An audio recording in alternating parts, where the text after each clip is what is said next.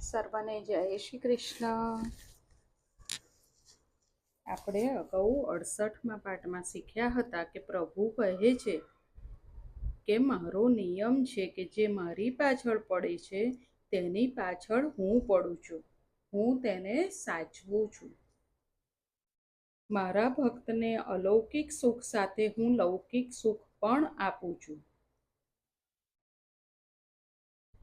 ભગવાન જ્યાં સુધી જીવને ન સાચવે ત્યાં સુધી જીવ કામનો નાશ કરી શકતો નથી.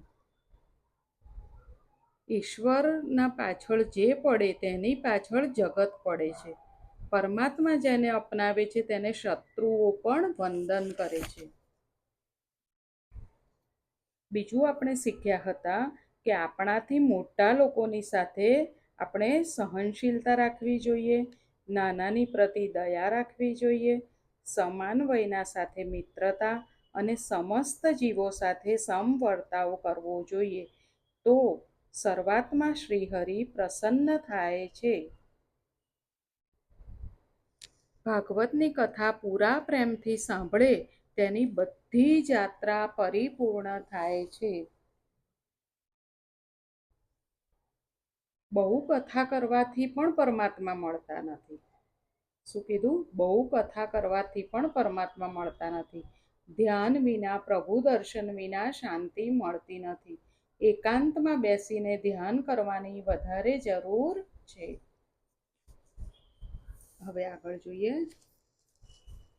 સચ્ચિદાનંદ રૂપાય વિશ્વોત્પત્યાદિહેતવે તાપત્રય વિનાશાય શ્રીકૃષ્ણાય વયં નમઃ. જે જગતની ઉત્પત્તિ, સ્થિતિ અને વિનાશનો હેતુ છે તથા જે ત્રણેય પ્રકારના તાપોના નાશ કરવાવાળા છે એવા સચ્ચિદાનંદ સ્વરૂપ ભગવાન શ્રી કૃષ્ણને અમે વંદન કરીએ છીએ.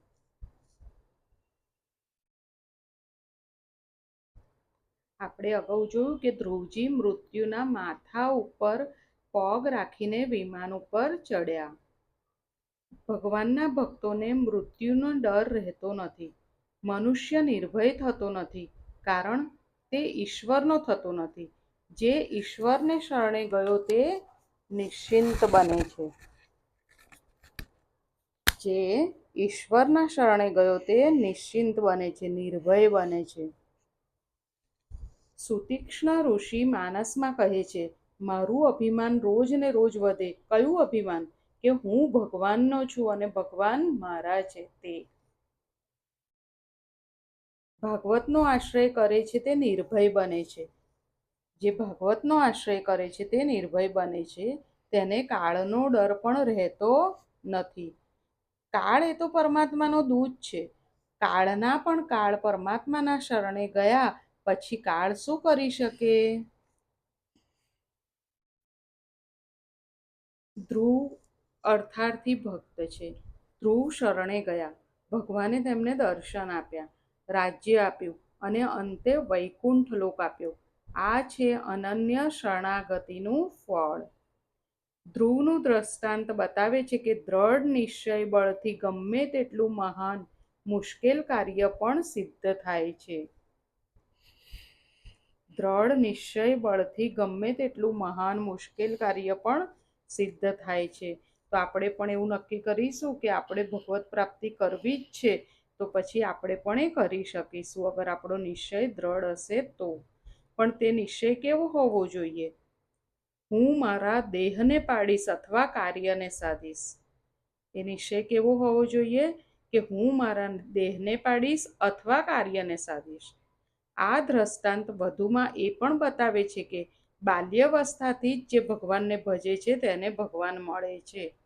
વૃદ્ધાવસ્થામાં ભગવાનને ભજે તેનો આવતો જન્મ સુધરે, પરંતુ આ જન્મમાં જ જો ભગવાનને મેળવવા હોય તો બાલ્યાવસ્થાથી ભગવાનને ભજવા જોઈએ. બાલ્યાવસ્થામાં જે સારા સંસ્કાર પડે છે તે કદી જતા નથી. સુનીતિની જેમ તમારા બાળકોમાં ધર્મના સંસ્કારો નાનપણથી સિંચો.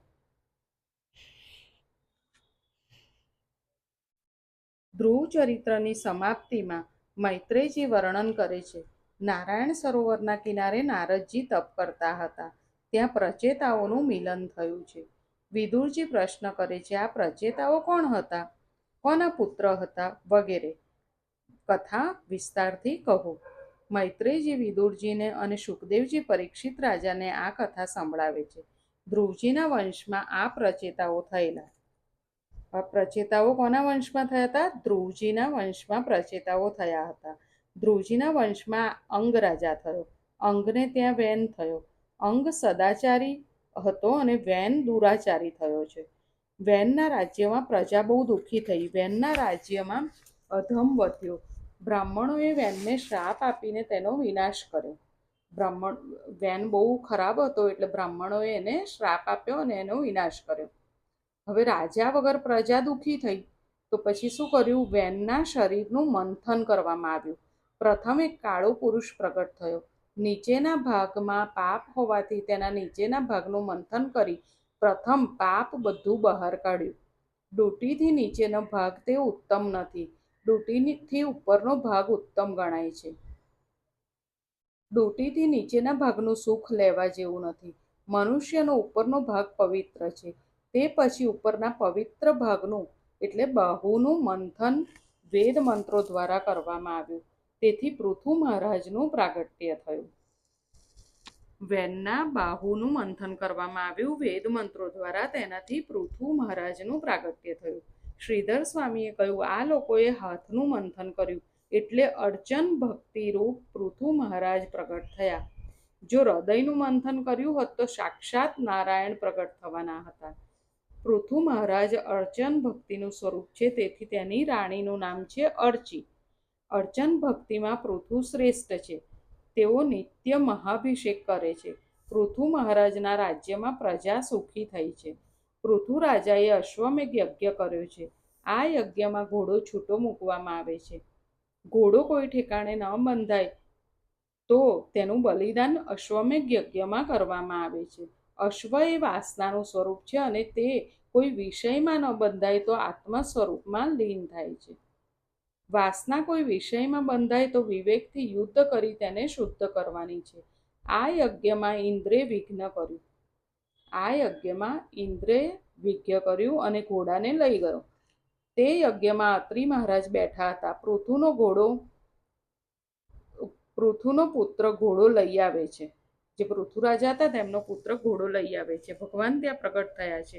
પૃથુ મહારાજ સ્તુતિ કરે છે. પૃથુ મહારાજે ભગવાનની શું સ્તુતિ કરી કે મને મોક્ષની પણ ઈચ્છા નથી, કે જ્યાં તમારી કીર્તિ કથા સાંભળવાનું સુખ મળતું નથી. મારી તો એક જ પ્રાર્થના છે કે કથા શ્રવણ કરવા મને 10,000 કાન મળે, કે જેથી તમારી લીલા ગુણોની કથા હું સાંભળતો જ રહું. પૃથુએ માંગ્યું છે કે એક ચરણની સેવા લક્ષ્મી કરે છે, એક ચરણની સેવા હું કરું. પૃથુ રાજાએ ધર્મથી પ્રજાનું પાલન કરી પૃથ્વીમાં રહેલા અનેક પ્રકારના રસોનું યુક્તિથી દોહન કરેલું. પૃથુ મહારાજ પ્રજાને વારંવાર ધર્મનું શિક્ષણ આપે છે. મારી પ્રજા ધર્મની મર્યાદાઓનું પાલન કરે. પૃથુ મહારાજ ગાય તથા બ્રાહ્મણોનું પાલન કરતા હતા. ગાય ખાય ઘાસ અને આપે દૂધ. બ્રાહ્મણ સાધારણ ભિક્ષાર્થી નિર્વાહ કરી સર્વને જ્ઞાનદાન કરે છે. ગાય અને બ્રાહ્મણ સંતોષ પામે એટલે પ્રજાને શક્તિ અને જ્ઞાન મળે. શું કીધું? ગાય અને બ્રાહ્મણ એમને સંતોષ થાય તો પ્રજાને શક્તિ અને જ્ઞાન મળે, તેથી પ્રજા સુખી થાય. આજકાલના રાજ્ય કરનારાઓ આનો વિચાર કરે તો પ્રજા સુખી થાય. જ્યારે સંપત્તિ કરતાં પણ સારા સંસ્કાર તથા ધર્મની પૂર્ણ જરૂર લાગશે અને તે વધશે ત્યારે દેશ સુખી થશે. પૃથુ મહારાજ એકવાર અર્ચી રાણી સાથે બેઠા છે. સનત કુમારો ત્યાં આવ્યા છે. સત્સંગથી તેમને વૈરાગ્ય થયો છે. અર્ચી સાથે વનમાં ગયા છે. પૃથુ મહારાજ સ્વર્ગમાં ગયા છે. સનત કુમારોના ઉપદેશથી પૃથુ રાજાએ વનનો આશ્રય કર્યો. પ્રાચીન કાળમાં રાજાઓ પણ રાજ્ય છોડીને વનમાં જઈને પ્રભુનું ભજન કરતા હતા, પરંતુ અર્થ પ્રધાન અને ભોગ પ્રધાન આ કાળમાં કોઈને વનમાં જવાની જરૂર લાગતી નથી, એટલે સુખ શાંતિ ક્યાંથી મળે? પૃથુ પછી તેમના પુત્ર વિજિતાશ્વ રાજા થયો. તેના 3 ભાઈઓ હતા, હર્યક્ષ, ધૂમ્રકેશ અને વૃક. તે પછી અંતર્ધાનને ત્યાં હવિધાન અને હવિધાનને ત્યાં પ્રાચીન બહિરાજા થયો. પ્રાચીન બહિરાજાને ત્યાં પ્રચેતાઓ થયા. પ્રચેતાઓ નારાયણ સરોવરના કિનારે આવ્યા છે. નારદજી તેમને રુદ્રગીતાનો ઉપદેશ કરે છે. તમે તપ કરો, તપ વગર સિદ્ધિ મળતી નથી. તપ ન કરે તેનું પતન થાય છે. તપ ન કરે તેનું પતન થાય છે. તપનું ઊંધું શું? પત. તપ ન કરે તેનું પતન થાય છે. શંકર ભગવાન આવી આજ્ઞા આપી અદ્રશ્ય થયા. પ્રચેતાઓ શંકરે બતાવેલા સ્તોત્રનો જપ કરતા તપશ્ચર્યા કરે છે. તે સમયે નારદજીએ પ્રાચીન બહિરાજાને પ્રશ્ન કર્યો છે, તમે અનેક યજ્ઞો કર્યા, તમને શાંતિ મળી કે નહીં? રાજાએ કહ્યું, મને શાંતિ મળી નથી. યજ્ઞો કરીને મને શાંતિ મળી નથી. નારદજી કહે છે, તો પછી આ યજ્ઞો તમે કેમ કરો છો? રાજાએ કહ્યું કે મને પ્રભુએ બહુ આપ્યું છે એટલે હું યજ્ઞો કરું છું. યજ્ઞો દ્વારા બ્રાહ્મણોની સેવા કરું છું. યજ્ઞ દ્વારા સમાજ સેવામાં સંપત્તિનો સદુપયોગ કરું છું. યજ્ઞથી પણ શાંતિ નથી. પ્રાચીન બહિરાજાને નારદજી સમજાવે છે કે જન્મ મરણના ત્રાસમાંથી જીવ છૂટે તો જ પૂર્ણ શાંતિ મળે. યજ્ઞથી તારું કલ્યાણ થવાનું નથી. યજ્ઞ તો ચિત્ત શુદ્ધિ માટે છે. ચિત્ત શુદ્ધિ થયા પછી એકાંતમાં બેસી ધ્યાન કરવાની જરૂર છે. જોયું, ભાગવતમાં કેટલી વાર ધ્યાન કરવા કહે છે. ચિત્ત શુદ્ધિ થયા પછી એકાંતમાં બેસીને ધ્યાન કરવાની જરૂર છે. કેવળ યજ્ઞ કરવાથી ઈશ્વરનો સાક્ષાત્કાર થતો નથી. સ્વર્ગમાં તું જઈશ, પણ પુણ્ય ક્ષય થશે એટલે સ્વર્ગમાંથી પાછો ધકેલી દેશે. માટે શાંતિથી બેસીને તું આત્મ સ્વરૂપનું ચિંતન કર. તને તારા આત્મ સ્વરૂપનું જ્ઞાન નથી. હવે યજ્ઞ કરવાની જરૂર નથી. શાંતિથી ઈશ્વરનું આરાધન કર. એવું નારદજી પ્રાચીન બહિરાજાને સમજાવે છે. પ્રાચીન બહિરાજા કહે છે, આપ બહુ સુંદર ઉપદેશ કરો છો. નારદજી કહે છે કે તને તારા સ્વરૂપનું જ્ઞાન નથી. જે પોતાના સ્વરૂપને ઓળખી શકતો નથી તે ઈશ્વરને કેવી રીતે ઓળખી શકે? તે માટે તને એક કથા કહું છું. હવે નારદજી પ્રાચીન બહિરાજાને એક કથા કહે છે. પ્રાચીન કાળમાં પુરંજન નામે એક રાજા હતો. રાજાનો એક મિત્ર હતો. તેનું નામ હતું અવિજ્ઞાત. આ અવિજ્ઞાત પુરંજનને સુખી કરવા માટે સતત પ્રયત્નશીલ રહેતો હતો. બધાને ખ્યાલ આવ્યો ને? પુરંજન નામે એક રાજા હતો. એ રાજાનો એક મિત્ર હતો, તેનું નામ અવિજ્ઞાત. આ જે અવિજ્ઞાત હતો એ પુરંજન રાજા હતા, એને સુખી કરવા માટે સતત પ્રયત્નશીલ રહેતો. છતાં પુરંજનને આ વાતની ખબર ન પડે તેવી કાળજી રાખતો. અવિજ્ઞાત તે ઈશ્વર છે. અવિજ્ઞાત તે ઈશ્વર છે. અજ્ઞાત રૂપે ઈશ્વર જીવને મદદ કરે છે. તે પુરંજન જીવાત્માને સુખી કરવા માટે વરસાદ વરસાવે, અનાજ ઉત્પન્ન કરે, છતાં પુરંજનને આ બધું હું કરું છું તે ખબર પડવા દે નહીં. પુરંજન પણ હું કોને લીધે સુખી છું તેનો વિચાર કરતો નથી. પરમાત્માની અવિજ્ઞાત લીલા છે. ત્યાં બુદ્ધિ કામ કરતી નથી. ભગવાન કહે છે કે ખાવાનું કામ તારું અને પચાવવાનું કામ મારું છે. જીવ જમે છે, પરમાત્મા પચાવે છે. અંદર ઠાકોરજી અગ્નિ રૂપે બિરાજે છે. આપણા શરીરમાં ઠાકોરજી અગ્નિ રૂપે બિરાજે છે. ખાધા પછી ભગવાન કહે છે હવે સુવાનું કામ તારું ને જાગવાનું કામ મારું. આપણે ગાડી છીએ. જીવાત્મા મુસાફર છે. ગાડીને ચલાવનાર પરમાત્મા છે. ભગવાન સૂઈ જાય તો શું થાય? અચ્યુતમ કેશવમ થઈ જાય. રેલવે એન્જિનનો ડ્રાઈવર સૂઈ જાય તો ગાડી અટકી જાય. મુસાફર સૂઈ જાય, પણ ઈશ્વર સૂત્રધાર સૂતો નથી. છતાં જીવ વિચાર નથી કરતો કે મને સુખ કોણ આપે છે. સત્કર્મનો સંકલ્પ કરો તો ભગવાન બળ આપે છે. સત્કર્મનો સંકલ્પ કરો તો ભગવાન બળ આપે છે. ભગવાનનું ભજન પ્રાતઃકાળમાં થાય છે. સૂર્ય ઉદય થયા પછી બીજાના રજોગુણ તમોગુણના રજકણો તમને અસર કરશે. તેથી સારી રીતે તમારાથી ભજન નહીં થઈ શકે. જીવ ભલે સૂવે પણ પ્રભુ સૂતા નથી. પુરંજન એટલે જીવાત્મા. પુરંજને વિચાર કર્યો નહીં કે હું કોને લીધે સુખી છું. સર્વદા ઉપકાર કરનાર ઈશ્વરને ભૂલી ફરતો ફરતો તે એક દિવસ 9 દરવાજાવાળી નગરીમાં દાખલ થયો. હવે આ 9 દરવાજાવાળી નગરી તે શું? માનવ શરીર. ત્યાં આવ્યા પછી તેને એક સુંદર સ્ત્રી મળી. પુરંજને પૂછ્યું, તમે કોણ છો? સ્ત્રીએ કહ્યું કે હું કોણ છું તે હું જાણતી નથી, પરંતુ હું તમને સુખી કરીશ. પશુઓ જાતિભેદ માને છે. ભેંસને જોવાથી બળદમાં વિકાર આવતો નથી. લોકો ગીતાજી વાંચે છે પણ તેનો અમલ કરતા નથી. ભગવાને કહ્યું છે આ જાતિઓ વર્ણાશ્રમ મેં બનાવ્યા છે. તેમ છતાં સુધરેલા લોકો કહે છે કે અમે વર્ણાશ્રમમાં માનતા નથી. જેના જીવનમાં સંયમ નહીં, સદાચાર નહીં, ધર્મમાં નિષ્ઠા નહીં, પ્રભુ પ્રત્યે પ્રેમ નહીં, તે સુધર્યા કે બગડ્યા? એનું જીવન સુધર્યું નથી, બગડ્યું છે. સુધરેલા લોકો કહે છે કે આ જે દેખાય છે ઘણી સુંદર, સુંદર હોય પછી ગમે તે જાતિની હોય, મને વાંધો નથી. સુંદર દેખાય છે એમ સમજી તેના કુળ અને ગોત્રનો વિચાર કર્યા વગર પુરંજને તેની સાથે લગ્ન કર્યું. પુરંજન સ્ત્રીમાં એવો આસક્ત થઈ ગયો કે થોડા સમયમાં તેને ત્યાં 1100 પુત્ર થયા. સ્ત્રીનું નામ પુરંજની છે. પુરંજની એ બુદ્ધિ છે. હવે સ્ત્રીનું નામ શું છે? પુરંજની. એ કોણ છે? બુદ્ધિ છે. 11 ઇન્દ્રિયોનું સુખ ભોગવવાના સંકલ્પો, એ જ 11 રસો, એ જ 11 બાળકો. ઇન્દ્રિયો 11 છે. એક એકના 100 પુત્રો. તે પુત્રો માહે માય લડતા. એટલે સંકલ્પ વિકલ્પનું યુદ્ધ હંમેશા થાય છે. એક વિચાર ઉદ્ભવે તેને બીજો વિચાર દબાવી દે. 11 ઇન્દ્રિયોમાં જીવ ફસાયો છે. પંચ પ્રાણ શરીરનું રક્ષણ કરે છે. ઇન્દ્રિય સુખ ભોગવવાના સંકલ્પ વિકલ્પ એ 1100 સંતાન છે. સંકલ્પ વિકલ્પથી જીવને બંધન થાય છે. બુદ્ધિના સંકલ્પો વિકલ્પો જીવને રડાવે છે. ઘણા વર્ષો સુધી પુરંજન આ પ્રમાણે સુખ ભોગવે છે.